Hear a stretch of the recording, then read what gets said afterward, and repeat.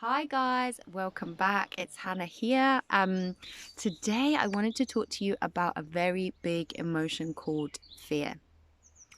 The reason why I wanted to talk about it is because it's something that we all experience every single day, and we don't understand it or consciously process it. So, what is fear? So, fear is that unpleasant emotional experience we have when we feel a threat of danger, pain, or harm coming to us from a person or a situation.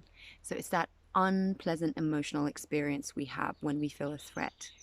And that unpleasant emotional experience has very wide interpretation.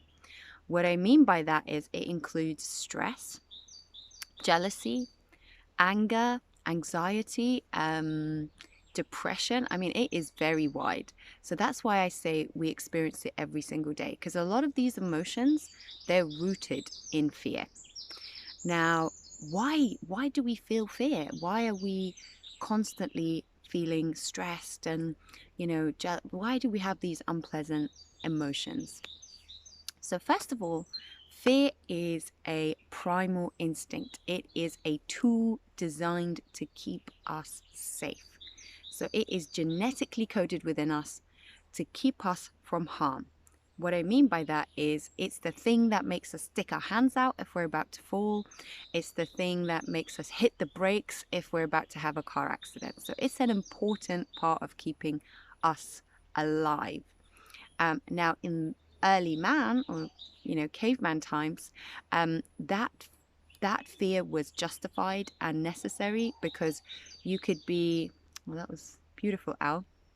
So you could be going out to hunt and bump into a bear, or go to gather and meet a lion. So that fear was necessary to keep us alive. However, we live in a relatively secure time where our at least physical kind of threats have minimized, yet we still feel that feeling of fear. Why?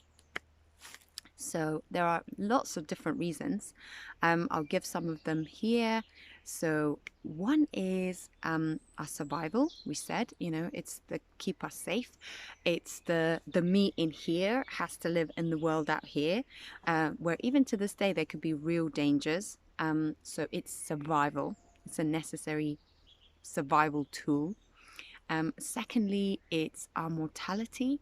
This physical being will not be here forever.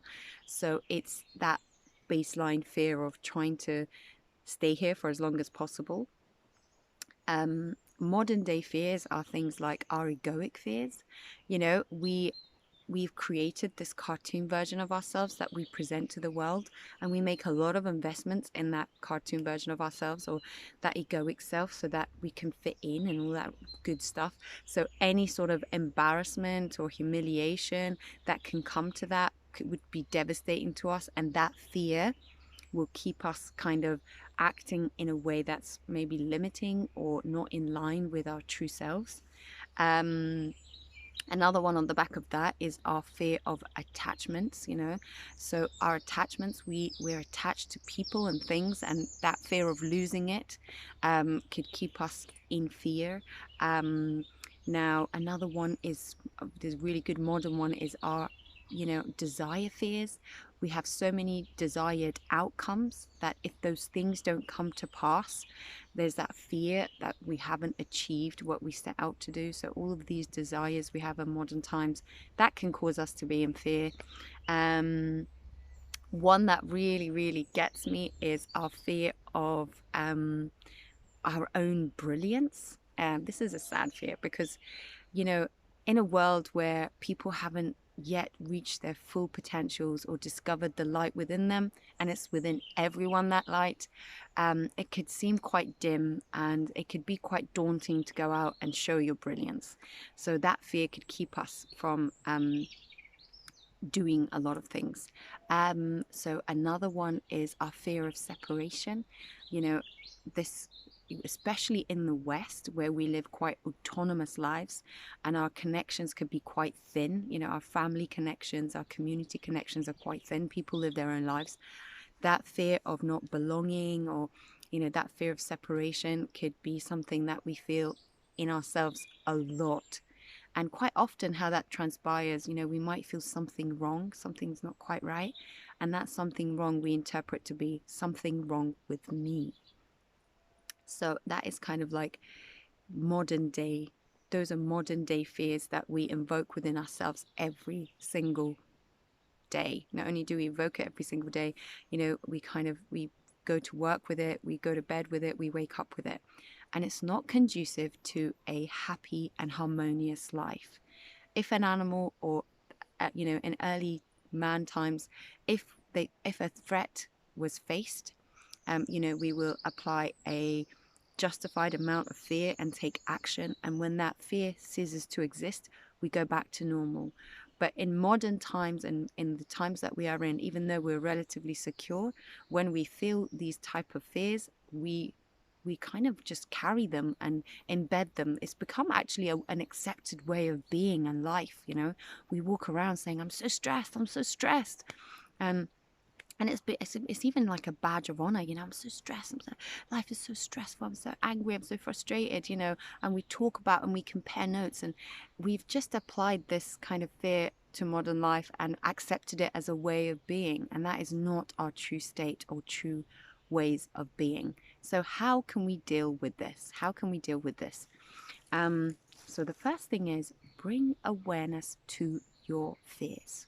If you're facing a fear, bring it to light, bring awareness to it, consciously process it. If you're not facing a real fear, you know, ask yourself, what am I most afraid of? And consciously try to understand what is going on. Now, I will say here, where there is been deep trauma or deep pain, it's good to go to a professional, and you know, they've been trained to help us understand our fears, and they've got the tools to help us overcome our fears. But for the rest of us who are kind of experiencing this sort of day-to-day fear, ask what is, you know, bring light to the fear. What am I afraid of?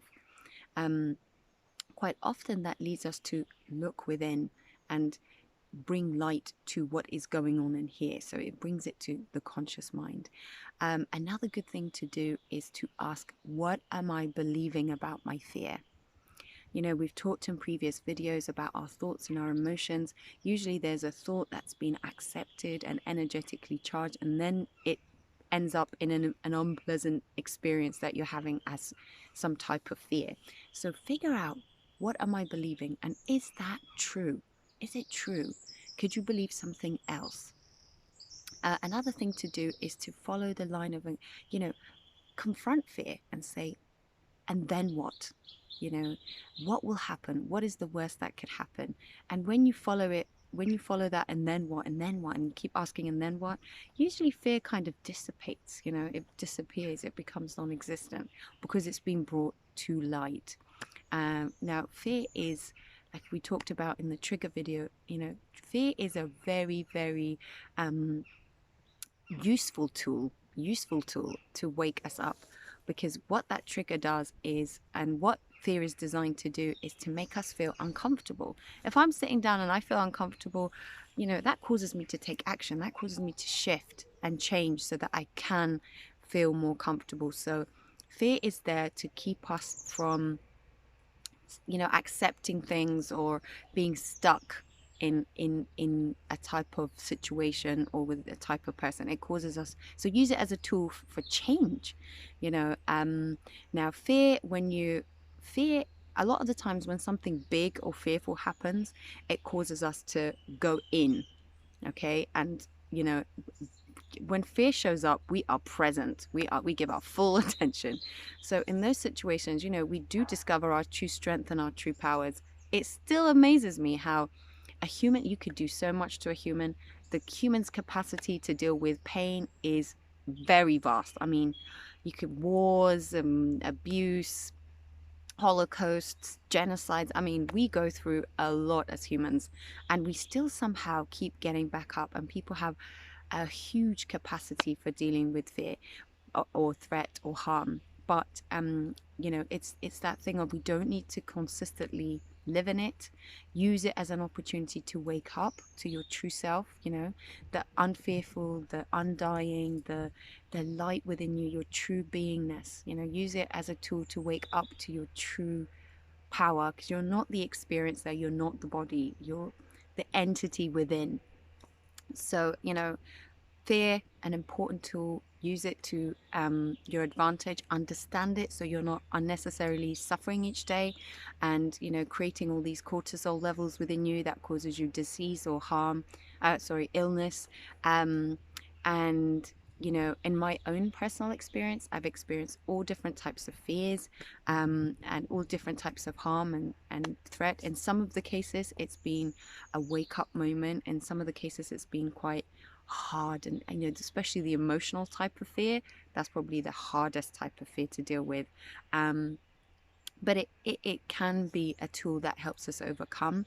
I'm not quite there where I have no fears, but the awareness journey has definitely awakened me to a lot of the fears and seen them for what they are. A lot of fear is illusion. You know, it's an illusion. It's for the person, it's for the ego. And when you look beyond that, you realize it is an illusion, but nonetheless a useful tool still to keep us safe and to help us look within. I hope you are able to face your fears and overcome them.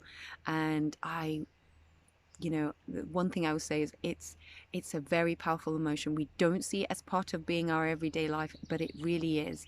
So let's bring self-awareness and presence and mindfulness to our lives and face our fears. Thank you for listening. I'll catch you in the next video. Bye.